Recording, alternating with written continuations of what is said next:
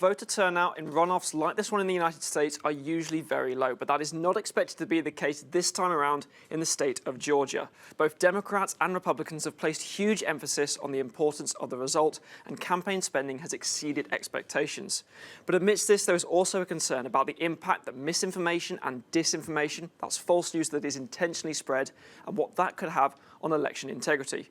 The Secretary of State for the state of Georgia, Brad Raffensperger, said on Twitter that the General Assembly is moving towards an auditable paper ballot system because the election integrity matters so much. And this is what another election official had to say at a press conference. What we've seen also is a difference in the turnout models depending on congressional district and county in the state so far, in large part driven by the continuing misinformation and disinformation concerning the value of people's votes in this state. The Secretary wants me to make clear that everybody's vote is going to count. Everybody's vote did count. I want to make that abundantly clear. Now, something you may have seen in the back of shot there was a board where the election official, fact by fact, went through to debunk falsities that are being shared about the voting system in Georgia.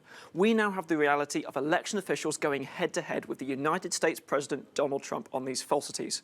But it's worth saying that a number of experts, such as Professor Kate Starbird, have said that even though people are working online to prevent false news from spreading, that will not prevent people from repeating these claims on the internet. For example, it was just yesterday we were telling you how Donald Trump, both in a phone call with election officials in Georgia and on social media, repeated claims that dead voters have supposedly influenced the voting system in Georgia. Here in theCUBE, we have spoken to multiple experts over the past few weeks, and they continue to maintain that there is no evidence of widespread fraud either in Georgia or across the United States. And these rumours about dead people, they have appeared at elections in the United States since.